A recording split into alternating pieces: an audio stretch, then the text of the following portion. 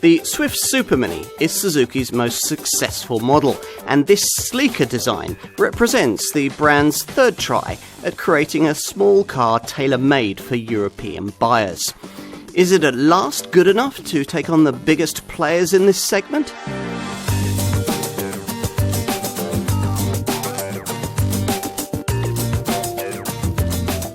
Unlike some of its competitors, Suzuki has never forgotten the essentials of Super Mini motoring. Such a car should not only be economical and as spacious as possible, but also very affordable, endearingly charismatic and extremely light. Over 5 previous international generations, Suzuki Swift models have usually ticked those boxes, and the signs are that this Mark VI version is going to do so again. This comes perhaps from the way that Suzuki has always specialised in small cars and continues to do so, offering a wider selection of options than any other brand. The Swift is actually one of 3 similarly sized contenders that slot into the company's lineup just above the tiny Celerio city car, and which share the same high-tech Heart-Ect platform, the others being the diminutive Ignis crossover and the more sober-suited Baleno model. This car, though, will be the most significant of the trio from a sales perspective, and it has been for the brand for the last couple of decades. Swift sales really took off with the launch of the first of 3 generations of Swift, specifically designed for Europe, the cute Mark IV model of 2004. Since then, more than 1 million examples of this Japanese Super Mini have found European buyers.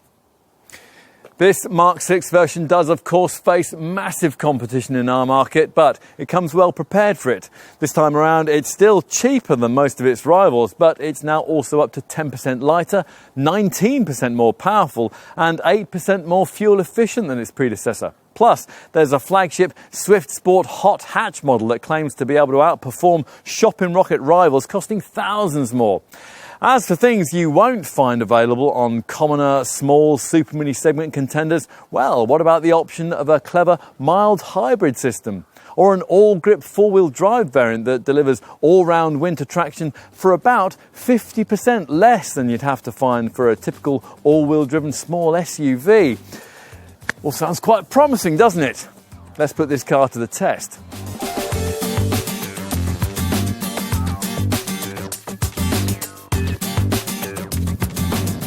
Some cheap small Super Minis trade on the fact that they're, well, cheap. Swift models have never been that one-dimensional though. Aided by enviably lightweight, they've always had a level of verve and agility quite beyond most rivals in the small car segment. Few existing owners realise this, undemanding in their modest urban expectations of Swift motoring. But the well-tuned fundamentals have always come into their own in warm-hatch Swift Sport form, more of which later. To begin with, our task here is to deliver a verdict on whether, in a more typical mainstream variant like this one, the previous model's joie de vivre has been carried over into this Mark VI design. Now, in some ways, we've hesitated in our deliberations over this one. Now, we were great fans of the way that the old post-2010 model Swift could be flung about from lock to lock, and in the first few miles of driving this replacement car, we couldn't help feeling that a little of that had been lost. The gearbox wasn't quite as slick, body roll was more noticeable, and the steering seemed to have gained an extra touch of lightness that wasn't altogether welcome when it came to precise corner placement at speed. It's like that though, isn't it? When you remember something as being really good and you want so much for the experience to be further replicated when you return to it following a period away. After a little time at the wheel, though, a bit of reality has set in. This Swift has grown up. It's matured a little bit. But to be frank, in many ways, it needed to. As part of that, it isn't quite the agile, youthful thing it once was, but it's still some way ahead of most of its Super Mini rivals when it comes to the amount of fun you can have at the wheel. Pricier Ford Fiesta and Seat Ibiza models can shade this Suzuki in that regard, but nothing else we've driven in this segment can, which isn't a bad recommendation, is it? In most small cars in this class, you can drive hard and attack the bends if you want to, but in terms of ultimate dynamic reward, there's really not much point. A Swift, in contrast, feels the light, chuckable thing that it thankfully still is. Once you've adjusted to and made a few allowances for extra electrical assistance in the steering, the gearbox's slightly stiff changes and the long gaps between the transmission's lower ratios, it's possible to begin to really enjoy punting this little Suzuki along, should you be in the mood and the occasion to do so present itself. Even that body roll I mentioned is forgivable, given the way that the tyres grip so well and the chassis balance is so well judged. The ride's not bad either, although perhaps inevitably the unsophisticated suspension setup is caught out by broken surfaces, tarmac tears and potholes. The stiff, sophisticated Hartect platform that this car shares with its Ignis and Baleno Super Mini stablemates is the major contributor to this Swift's feather-light curb weight. This in turn means that small, relatively low-powered engines are all that's necessary to push this car along at a decent lick. Now, there are two units on offer, both being petrol-powered. Suzuki has no intention of reintroducing the diesel option that was available in earlier versions of the previous generation model. And it's the feeblest of these petrol units, a four-cylinder, 1.2-litre dual-jet engine that develops 90 bhp that we're trying here. That's a power plant that, in its conventional guise, makes 62 miles an hour from rest in 11.9 seconds en route to 112 mph. Far better, though, is the alternative 3-cylinder 1-litre booster jet power plant that most Swift customers will choose. Now, this engine compensates for its smaller size by the addition of a little turbocharger that pushes the output up to 111 bhp and raises torque from 120 to 170 newton meters, pulling power that really gets going between 2,000 and 3,500 RPM, which is where you really need it for safe, easy overtaking. For the record, 62 miles an hour from rest in the conventional version of this variant occupies 10.6 seconds en route to 121 miles an hour. If you go for the optional automatic gearbox that you can only have with this engine, the sprint time actually improves to 10 seconds dead. Now, 3-cylinder engines of this type in small, cheap cars are normally characterised by a buzzy thrum accompanied by vibrations through the steering wheel and through the gear stick. Now, some brands, Peugeot for example, have addressed this by fitting balancer shafts, but Suzuki has found a cheaper and simpler solution by deliberately unbalancing the crank counterweights. Nope, we didn't understand what that meant either, but we could more easily get our heads around the way that this measure turns side-to-side vibrations into vertical ones, which are in turn themselves dialed out with clever engine mounts. It works too, creating a much smoother delivery of power than you get from, say, a much pricier 1-litre EcoBoost-powered Ford Fiesta. Earlier on, we used a conventional caveat in describing both of the Swift's engines, and that referenced the fact that in each case, whether you choose a dual jet or a booster jet variant, there's another version of the power plant in question on offer, one that's had some mild hybrid cleverness added in. Suzuki calls this its SHVS, or Smart Hybrid Vehicle by Suzuki technology, and it's based around the use of what's called an integrated starter generator. Now, that's powered by a tiny 0.2 kilowatt-hour lithium-ion battery that sits under the driver's seat. Now, this setup harvests kinetic energy when you brake and converts it into electrical energy. Not the kind that could take you short distances on electric power alone, the battery is just not big enough to allow for that. Instead, the regenerated power is used to power the standard engine start-stop system, and also to provide a mild extra power boost as you accelerate, around 50 newton meters of extra torque for up to 30 seconds. Now, you'll certainly feel that if you pay the extra to graduate from a conventional 1-litre booster jet Swift model to an SHVS Smart Hybrid variant. It certainly won't be obvious, though, if having tried a base 1.2-litre dual jet model, you opt for one with SHVS assistance. And that's because with the dual jet engine, Suzuki only offers the mild hybrid system on the weightier all-grip 4-wheel drive model, and that's the top variant that we're trying here. Now, this is the same on-demand 4x4 setup that Suzuki also uses, not only in top versions of the similarly sized Ignis crossover, but also in its more overtly SUV-like Vitara and SX4 S-Cross models. It's one that features an electronically controlled clutch pack to distribute drive between front and rear. Now, as with most such systems, this setup will leave you in front-wheel drive most of the time, unless lack of traction is detected, in which case rear wheels will be dialed in. Now, we shouldn't dwell too much on the all-grip system because it's likely that only a fractional number of Swift customers will specify it. A far more popular choice will be the 6-speed auto gearbox option that I mentioned earlier. As an extra, you can add to the conventional 1-litre booster jet model. This is a proper auto, and that's a point worth making because the so-called auto transmission option offered on Suzuki's comparably priced Ignis model is one of those jerky setups that merely gives you a manual gearbox without a clutch.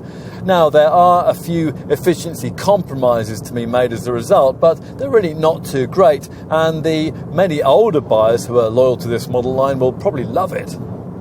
These are certainly not the people being targeted by the flagship derivative in the range, the Swift Sport, which promises much this time around. This top sporty model's previous normally aspirated 1.6-litre motor has been swapped for a 1.4-litre version of that little booster jet turbo engine we were talking about earlier. Ultimate power isn't much different. This time it's rated at 138 bhp, but weight is down by 80 kilos and pulling power is up by 70 newton meters. We'd previously hesitated to call this fun but modestly powered variant a hot hatch. In this guise, though, it's now far more deserving of that branding. It's properly fun, just as even mainstream Swift models still can be. Thank goodness.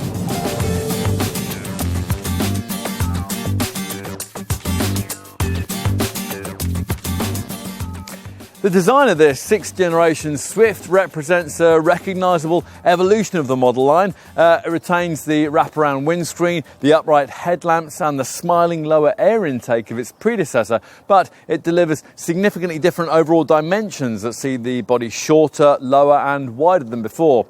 At a glance you'd know this was a Swift, but you'd also appreciate that it's a very modern one. Especially here at the front, where this more aggressive front grille emphasises this Mark 6 model's 40mm increase in width. You only get these full LED headlights with their integrated daytime running lamps on this top SZ5 model, but they're nice to have and they give this car quite a unique nighttime presence. And in profile, well, Suzuki isn't offering a 3-door Swift body style anymore, but they've sought to retain a 3-door-like look by hiding the rear door handles in the trailing edge of the C-pillar. It's a sporty touch, and much like this heavily emphasised lower character line that flows up into the rear wheel arch. An enhanced carryover element for the previous model is found in the way that these smart blacked-out window pillars create the illusion of a floating roof. And it's also from this perspective that you appreciate this car's diminutive size. It's actually 10mm shorter this time around, and it sits 15mm lower to the ground. We like the rear treatment too, especially these strong shoulders with their smeared back tail lamps, and those are LED illuminated in this top model. Of course, as usual, what's more important is the stuff you can't see, namely this model's stiff, sophisticated Hartech platform. And that's designed around what Suzuki calls total effective control technology. Now, this uses lots of high-strength steel to make the structure very strong, but also low in weight, which is the main reason why this Swift weighs so little, even by relatively light class standards. Now, its curb weight can tip the scales at as little as 890 kilos, which, to give you some perspective, is 223 kilos lighter than something like an entry-level Ford Fiesta. I'm going to repeat that again. 223 kilos. You still think all small cars are much the same?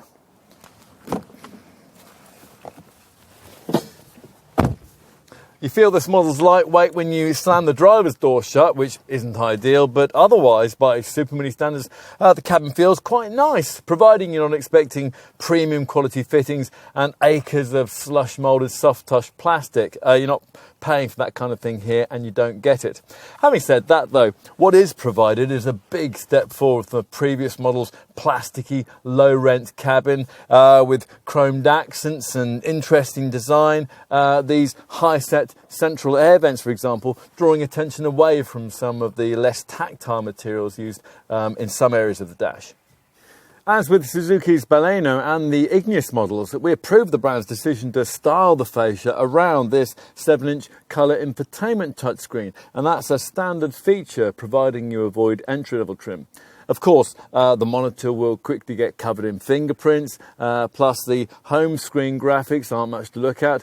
The processor, that's a bit slow in reacting to commands. There's no CD player, and it is a bit odd that everything has to be either touch or voice controlled. Still, once you get over all that, you'll enjoy all the functionality that's provided as standard. Now, impressively, where this monitor is fitted, you get the Apple CarPlay and MirrorLink phone mirroring connectivity that you might expect would have been, well, a casualty of this Suzuki's low upfront asking price.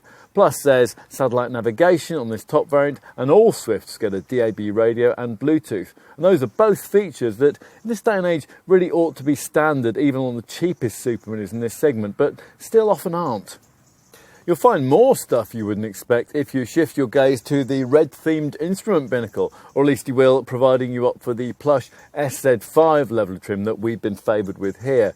Go for this and you get what Suzuki calls an advanced multi-information display. That's a 4.2-inch colour screen that's positioned between the two main instrument dials and which shows an astonishing variety of options. The fuel economy stuff, that's quite useful, but will the typically elderly clientele common to mainstream Swift models really need a G-force motion meter? Or the curiously presented red and yellow power and torque readouts? Or in fact the graphically streaming displays showing acceleration intensity and braking force in real time? Well, apparently Suzuki thinks they will. If you are a bit older, you'll appreciate the way that these more supportive redesigned seats have been set 20 millimetres lower than they were before to make getting in and out a bit easier. Plus, positioning yourself in front of the 3-spoke leather-stitched steering wheel is aided by a wide range of adjustment options. What else? Well, build quality, that seems a touch better this time around, and that's perhaps a legacy of the fact that this car is now once more built in Japan. The previous generation car was assembled in Hungary. All the switchgear, that's easy to reach and intuitive to use, and the circular ventilation controls at the base of the centre stack look smart and work well.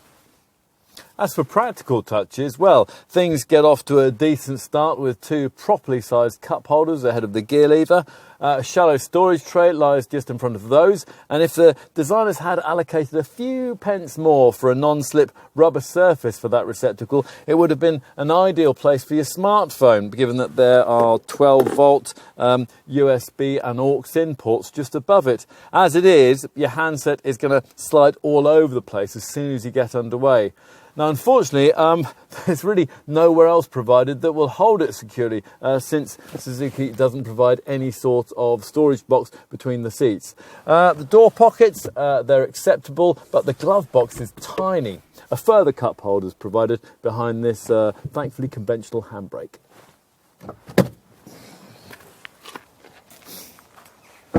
Time to take a seat in the rear, and that's accessible via this concealed upper door catch. Now, I mentioned that earlier and referenced this 6th generation model shortening in overall length, and that's something which might lead you to expect the worst here, or at least it might, before you also appreciate the fact that as part of the new design, this car's front and rear axles have been pushed 20 millimetres further apart than they were in the previous generation model. As a result, now, although this Swift is 150 millimetres shorter in overall length than a really spacious Super Mini like Skoda's Fabia, its wheelbase length, and that's the thing that really matters in terms of determining cabin spaciousness, is actually only 20 millimetres less than that car. Having said all that, though, I don't want to raise your hopes too much. This car remains one of the more compact models in the Super Mini segment when it comes to rear seat space. Still, thanks to that lengthened wheelbase and some extra room that's been liberated from the engine compartment, there is now marginally more legroom on offer than there was before. As a result, in contrast to previous Swift models that struggle to accommodate rear-seated adults even on quite short journeys, this Mark VI version is now more credible in that regard. If you do need more than that, Suzuki's other Super Mini model, the Baleno, does a better job in providing it. Not sure we like the fact that you sit slightly lower than was the case with the previous model, and it is a pity that this rear bench can't be reclined or slid back and forth in the way that it can be in this model's Ignis stablemate. It is also slightly annoying that the Japanese bean counters have decreed that you only get a seat back pocket on the left-hand side. Our 3 adults confined in the back here are going to need to be on very friendly terms indeed, but at least the unfortunate middle occupant won't have to contend with the kind of over-prominent centre transmission tunnel that you do get in some rivals. There are no door pockets back here, but you do get cup holders that can swallow a litre bottle of water.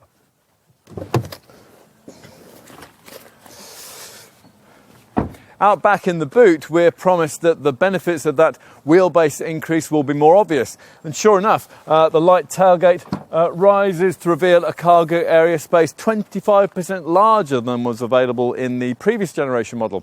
Now, the 265 litre capacity isn't anything like enough to threaten the segment class leaders in this regard, but it is at least enough to get this Suzuki back on a competitive footing. A Ford Fiesta, for example, offers only 27 litres more room. We are a little disappointed to find that the adjustable height luggage board that you get on a Suzuki Baleno can't be had here, even as an option. That would alleviate to some extent the issues raised by the high loading lip that you have to negotiate when you're getting heavy items in and out.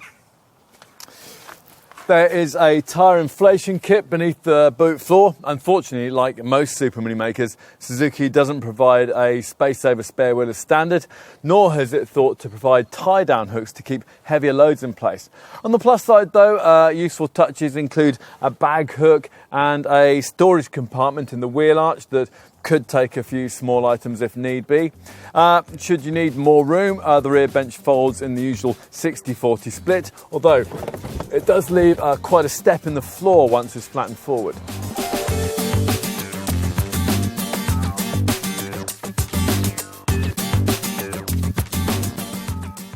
These days, all Swift models come with this 5-door body style, and they all feature pricing that, as ever, looks very affordable by Super Mini class standards, with figures beginning from around £11,000, and that's less than you'll pay for mid-range versions of some smaller city cars.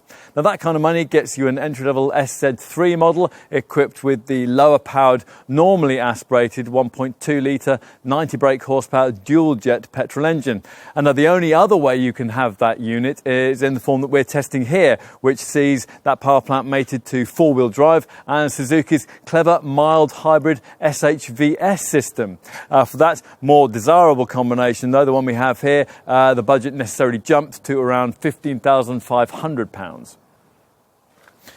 The alternative option for mainstream model Swift buyers is to choose a slightly pokier 111 bhp 1 litre turbocharged booster jet engine, which comes only front driven and is available in its most straightforward SZT guise from around £13,000, a derivative that the brand is predicting could account for up to half of all Swift sales in our market. The other two 1 litre booster jet variants get plusher SZ5 trim. One of them is fitted with that SHVS mild hybrid system and costs around £14,500, while the other features automatic transmission but costs just under £16,000. Now, that is the kind of budget you'll also need for the top variant, the Swift Sport Hot Hatch, which uses a 138 bhp 1.4 litre version of that booster jet engine. Got all that? Great. Now, on to the issue of where this 6th generation Swift design fits into Suzuki's small car model lineup. As you may have seen elsewhere in this film, it shares its platform and most of its engineering with two other similarly sized models from the brand. One is the Ignis crossover, which costs around £500 less in entry-level form, but which can't be ordered with the more efficient 1 litre booster jet engine. The other is the Baleno Super Mini, a slightly bigger car than this Swift, but one that comes with a model-for-model premium of around £1,000. Obviously, though, the objective here isn't to plunder sales from existing Suzuki customers, but to create new ones. Small car buyers who would otherwise be considering, well, what? You might think the answer to that would be a Super Mini segment sales leader, something like a Ford Fiesta or a Volkswagen Polo. The problem is, though, that comparable versions of cars like that tend to cost £2,000 to £3,000 more than this Suzuki, which is a lot in Super Mini terms. A Vauxhall Corsa is more comparably priced, but only if ordered with an old-tech, less efficient engine that'll make the car about 20% pricier to run than a comparable Swift.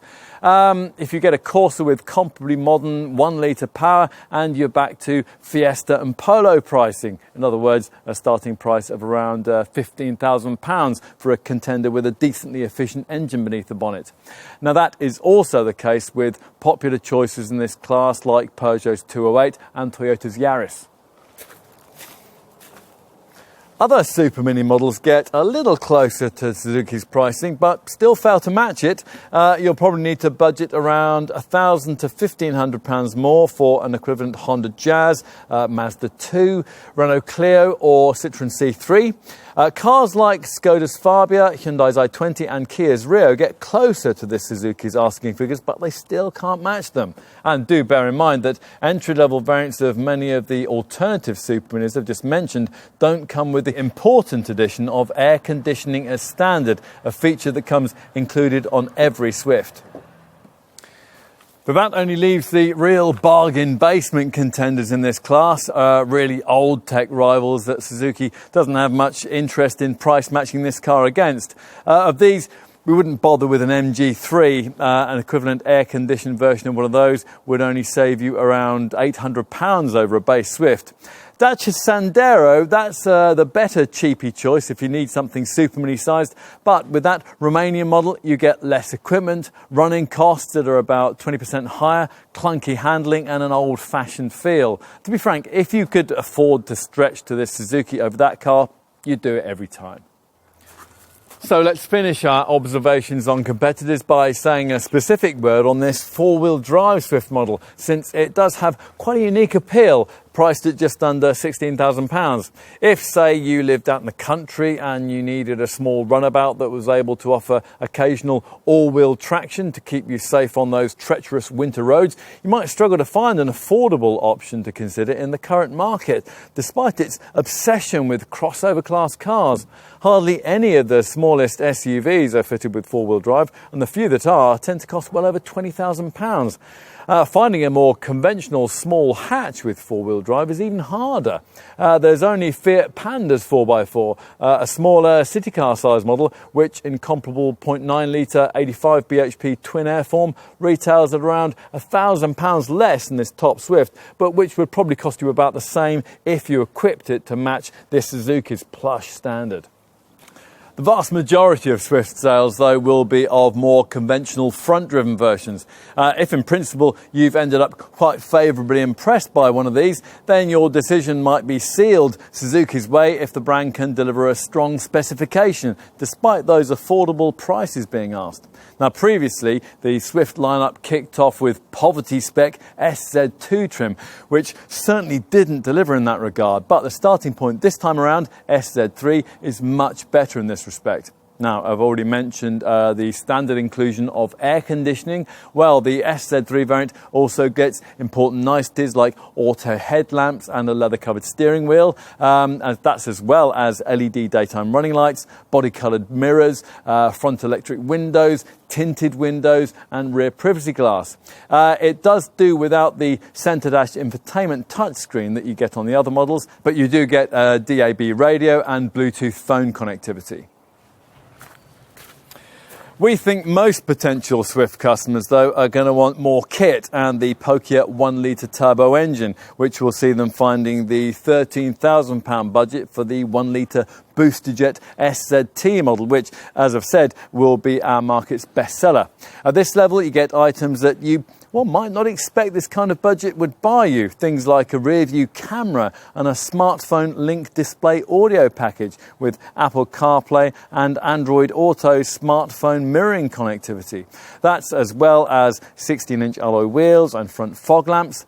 Beyond that, there's only the top SZ5 trim level that we're trying here. Now, this entitles entitles you to satellite navigation, LED beams for the headlamps, the daytime running lamps and the rear lamp clusters, auto air conditioning, a keyless entry and start system, power folding mirrors, rear electric windows, a better quality audio system with a couple of extra tweeters, and a package of desirable camera-driven safety features that we'll talk about in a few minutes. As for options, well, Suzuki's policy isn't to offer lots and lots of these, but instead to encourage you to trade up to a higher spec level if you want additional kit. Given the affordable prices being asked here, that might well be possible. However, the brand does offer quite a few extra options to give your Swift a more eye-catching feel, both inside and out. There are 10 exterior paint finishes available, and if you go for blue, grey or black, you'll be offered an extra cost dual tone option that'll see the roof finished in a contrasting silver or black colour. As you can see here, we've got mineral grey metallic paintwork with a super black roof. Beyond that, you'll find that there are plenty of other aesthetic extras you can add, including a high-mounted roof spoiler, a body decal set and an exterior style pack. The front grille, the wheels and the door mirror covers can all be specified with red or blue highlights, plus the grille, the mirrors and the front fog lamps can be trimmed with extra chrome if you want. You can add a splash of colour inside too, courtesy of interior style packs that are available in red, white, silver or shiny piano black. That's enough on that. What about safety? Well, Suzuki wants to emphasise that one of the advantages of this car's Heartect chassis is the way that it disperses collision force energy more efficiently, considerably improving crash safety. In addition, as you'd expect in this day and age, every Swift model has ABS anti-lock brakes, ESP stability control and a brake assist function for emergency stops. There's also a tyre pressure monitoring system along with twin front, side and curtain airbags, plus there are 2 ISOFIX child seat mounts in the rear bench. Unfortunately, fitment of a hill holder clutch is limited to top-spec SZ5 models. Should you go for this 4-wheel drive all-grip model, you also get grip control to maintain traction in slippery conditions. All of this would, not so long ago, have enabled the Swift to get itself a 5-star Euro NCAP safety rating. In today's more stringent version of that test, though, the base and mid-spec versions of this car only garner a 3-star result, given that the testers now require new generation camera-driven electronic safety features to be fitted if those higher scores are to be attained. For those, you'll need either to buy an extra cost pack, and that's only available on the SZT variant for £750, or stretch up to the SZ5 variant that we've been trying here. This gets you stereo cameras mounted either side of the interior rear view mirror that deliver 5 key features: autonomous braking, adaptive cruise control, lane departure warning, a weaving alert function and high beam assist.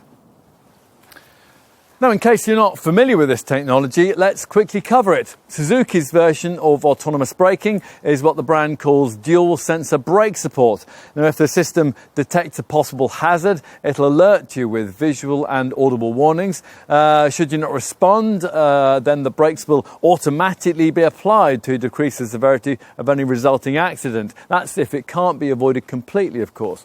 Lane departure warning and the weaving alert function are both activated at speeds of over 37 miles an hour, and they're purely there to warn you with a steering wheel vibration if you've deviated over lane markings, or with an instrument display warning flash if you're weaving, perhaps through drowsiness within your carriageway. High beam assist, that automatically dips your headlights at night in the face of oncoming traffic, and adaptive cruise control uses a millimetre wave radar to automatically regulate your distance to the car in front at highway speeds. So, with this whole safety camera package fitted, this Suzuki's Euro NCAP safety rating is raised from an unremarkable 3-star showing to a top 5-star result.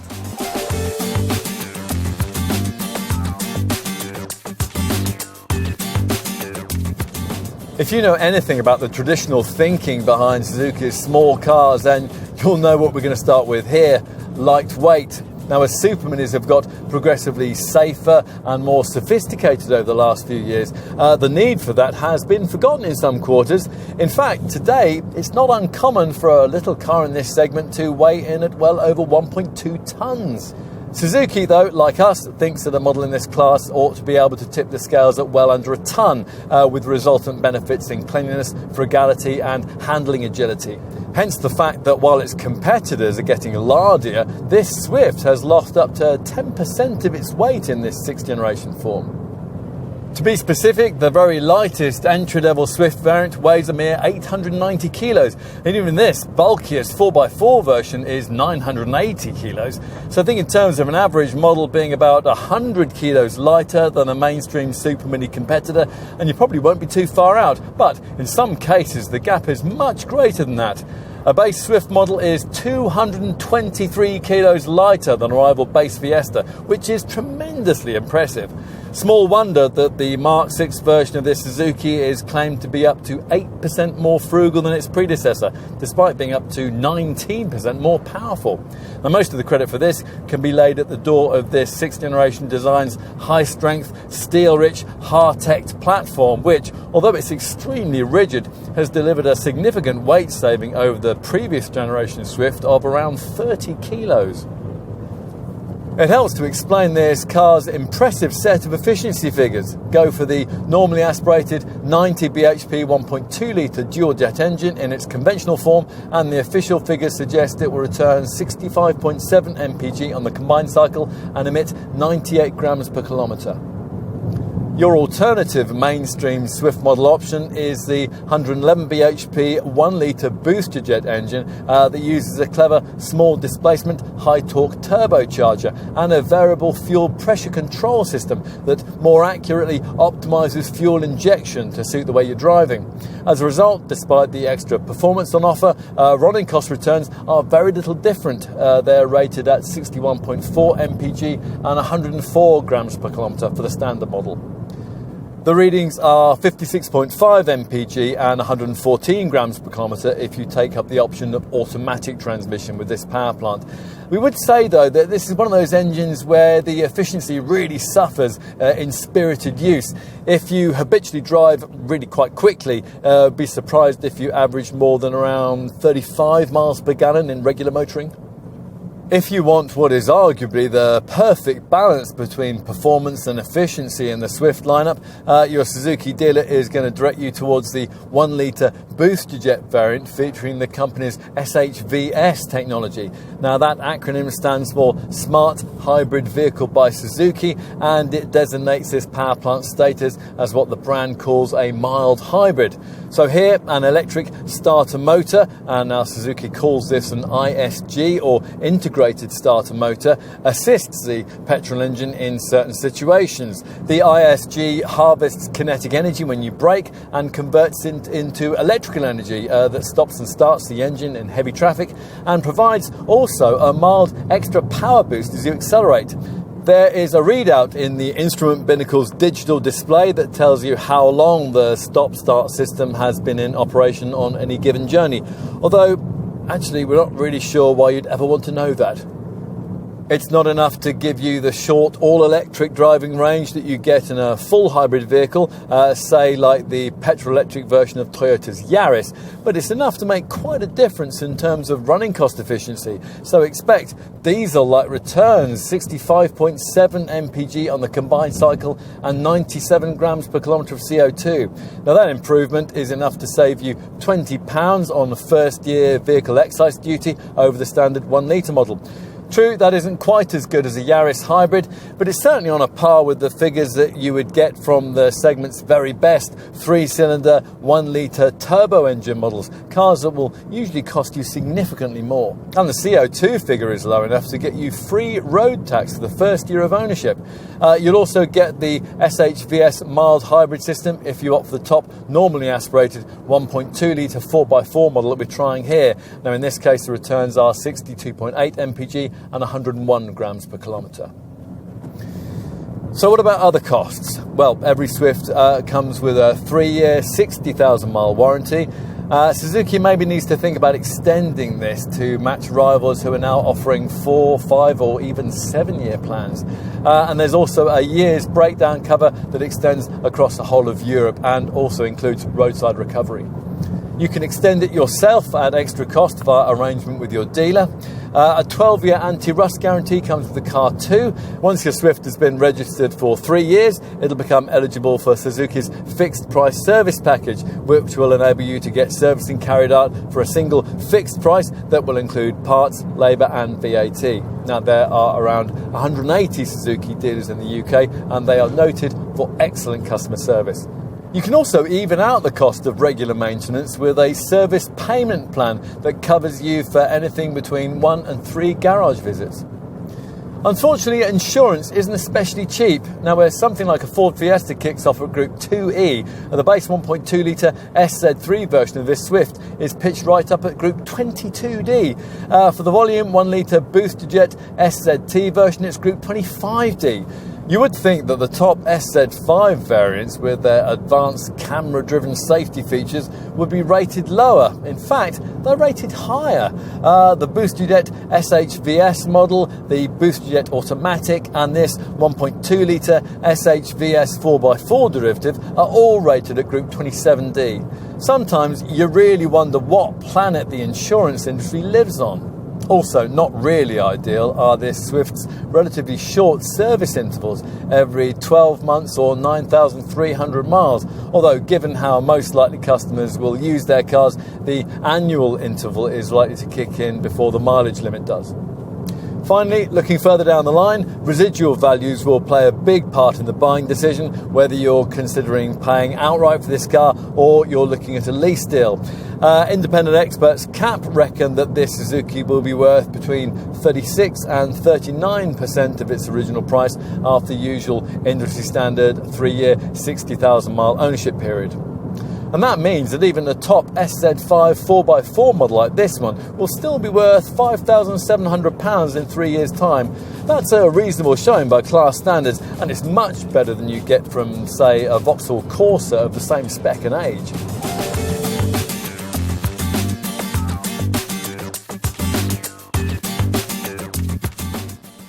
The Swift has always been known as the thinking person's Super Mini, and very little has changed in that regard with this 6th generation version.